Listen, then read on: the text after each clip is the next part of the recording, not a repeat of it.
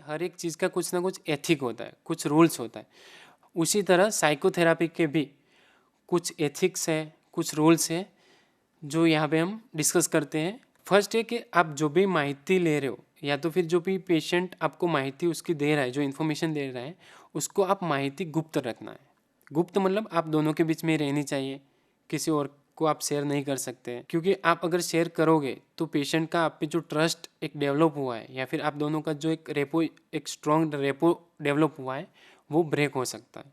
जब पेशेंट आता है उसने क्या क्या मतलब बताया, उस पर अगर आपको साइकोलॉजिकल कुछ असेसमेंट यूज़ करने पड़े या फिर साइकोलॉजिकल कुछ टेस्ट यूज़ करनी पड़े, तो उसमें जो जो उसका इंटरप्रिटेशन आता है, तो वो इंटरप्रिटेशन मेंटेन करना, उसकी जो भी मतलब डिटेल है वो मेंटेन करना, वो सारी चीज़ें भी एक एथिक्स का ही पार्ट है। उसके बाद है फाइनेंशियल अरेंजमेंट।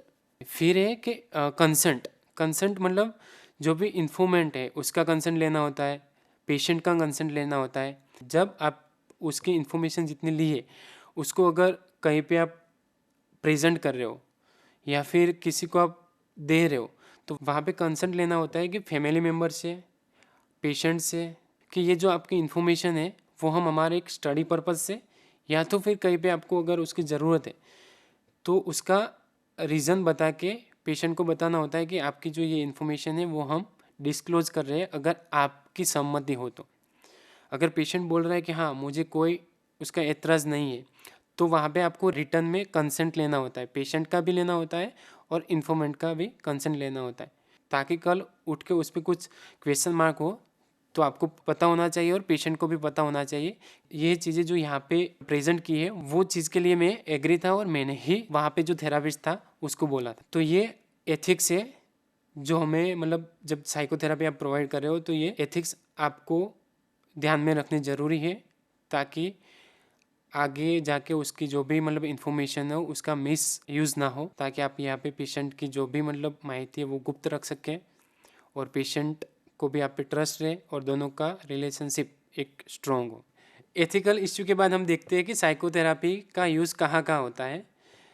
तो पहले तो जितने एंजाइटी डिसऑर्डर है, जैसे कि ओसीडी है, फोबिया है, पोस्ट ट्रोमेटिक स्ट्रेस डिसऑर्डर है, वहाँ पे हम साइकोथेरापी का यूज़ कर सकते हैं। उसके बाद अगर हम देखने जाए तो मूड डिसऑर्डर, डिप्रेशन है या फिर मेनिया है। उसके बाद अगर देखें क्रोनिक मेंटल इलनेस जैसे कि स्किज़ोफ्रेनिया या तो फिर पर्सनालिटी डिसऑर्डर जैसे कि ओवरडेंट पर्सनालिटी है, एंटी सोशल पर्सनालिटी डिसऑर्डर है या फिर बॉर्डरलाइन पर्सनालिटी डिसऑर्डर है, तो इन सब जगह हम साइकोथेरापी का यूज़ कर सकते हैं। बट साइकोथेरापी अलग अलग डिसऑर्डर के हिसाब से अलग अलग हम साइकोथेरापी यूज़ भी कर सकते हैं उसमें, और अलग अलग टेक्नोलॉजी का भी यूज़ किया जाता है वहाँ पे। साइकोथेरापी की अगर हम बात करें तो वो अलग अलग टाइप की साइकोथेरापी होती है, जैसे कि psycho analytic therapy, behaviour therapy, cognitive behaviour therapy, rational emotive behaviour therapy, group therapy, motivational enhancement therapy, schema therapy. ऐसे काफ़ी अलग अलग टाइप की साइकोथेरापी है जो अलग अलग साइकोलॉजिकल डिसऑर्डर में यूज़ की जाती है। तो यहाँ पे हम कुछ साइकोथेरापी की ब्रीफ में बातचीत करेंगे जो ज़्यादातर यूज़ होती है वो। तो उसमें फर्स्ट है कॉग्निटिव बिहेवियर थेरापी। अगर हम डिस्कस करें cognitive behaviour therapy means CBT की, कॉग्निटिव बिहेवियर थेरापी में वो व्यक्ति के अंदर जो प्रॉब्लम है बिहेवियर को लेके, इमोशन को लेके, या फिर उसका जो कॉग्निटिव डिस्टोरेशन है उसको आइडेंटिफाई करके उसको रिजोल्व करने में मदद करती है।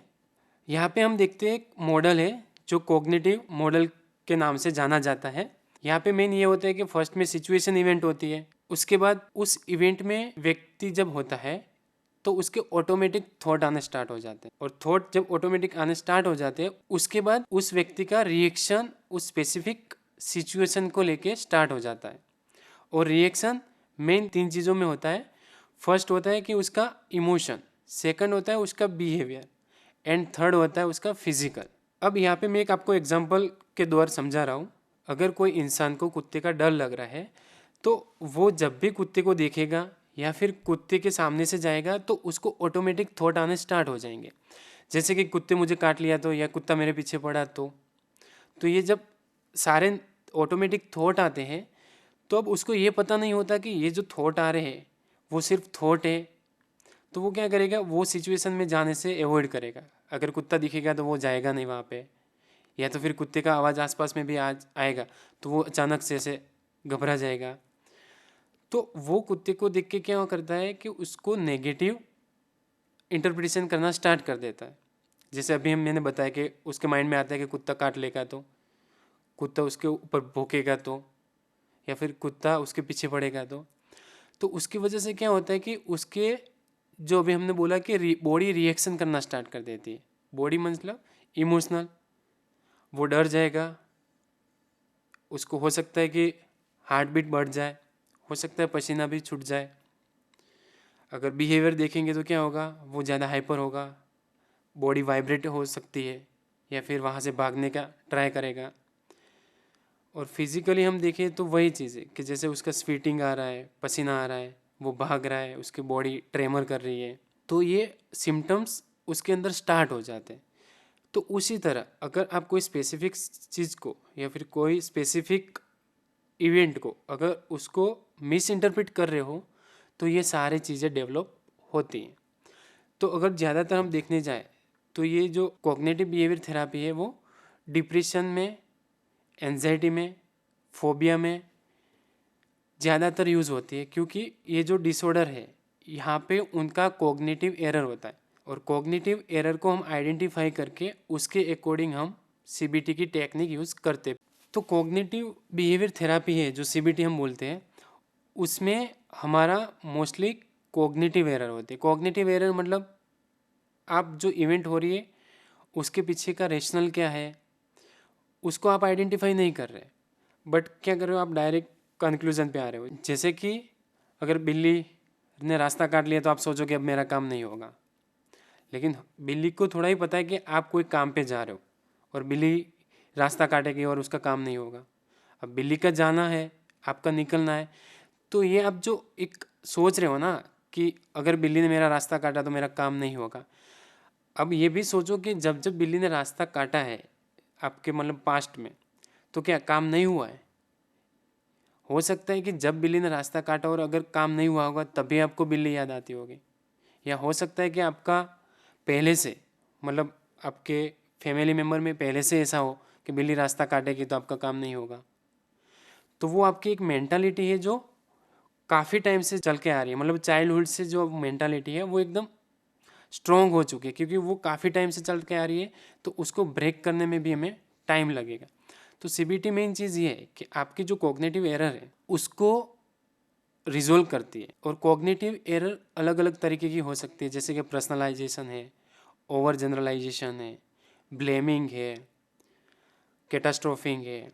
ये सारी कॉग्निटिव एरर है जो अलग अलग व्यक्ति के प्रॉब्लम के अकॉर्डिंग अलग अलग हम उसको आइडेंटिफाई करते हैं, और उस कॉग्निटिव एरर को हमें व्यक्ति के प्रॉब्लम के अकॉर्डिंग हमें उसको सॉल्व भी करना होता है। और जब सीबीटी आप स्टार्ट कर रहे हो थेरापी, तो उसमें आपको फर्स्ट में तो ये है कि आपको जो जो कॉग्निटिव एरर है उसको आपको फाइंड आउट करनी है, और उसको फाइंड आउट करने के बाद मतलब उस पर वर्क करना होता है। और उसमें सीबीटी की अलग अलग टेक्निक होती है, जैसे कि कॉग्निटिव रिस्ट्रक्चरिंग होता है, उसके बाद उसकी जो फॉल्स बिलीफ है उसको आपको मॉडिफाई करना होता है। पेशेंट की जो मान्यता चली आ रही काफ़ी टाइम से, या तो जो अपने थॉट पे या फिर जो अपने काल्पनिक दुनिया में रहता है उसको आपको रियलिटी ओरिएंटेड करना होता है। तो ये सारी चीज़ें सीबीटी में आती है। जैसे कि रियलिटी ओरिएंटेड मतलब जैसे कि कोई ओसीडी का पेशेंट है, उसको लग रहा है कि उसने एक बार डोर बंद कर दिया, उसको पता है कि डोर बंद है, फिर भी उसके माइंड में थॉट आता है कि मैंने दरवाज़ा अच्छे से बंद नहीं किया, तो वो क्या करेगा, बार बार चेक करेगा, एक बार, दो बार, तीन बार, और वो उसका रिपीटेटिव बिहेवियर होता ही रहेगा। उसको पता है कि दरवाज़ा लॉक है, फिर भी क्यों? क्योंकि उसके माइंड में ये चल रहा है कि ये जो दरवाज़ा मैंने बंद किया वो अच्छे से बंद नहीं हुआ है, या तो फिर ऐसा चल रहा होगा कि अगर मैंने एक बार दरवाज़ा बंद किया तो हो सकता है कि अब मेरे फैमिली मेम्बर के साथ कुछ हो जाएगा, तो वो क्या करेगा, उससे बचने के लिए दूसरी बार ट्राई करेगा। दूसरी बार दरवाज़ा लॉक किया तो उसको माइंड में थॉट आएगा कि अब तो मेरे फ्रेंड के साथ कुछ गलत हो जाएगा।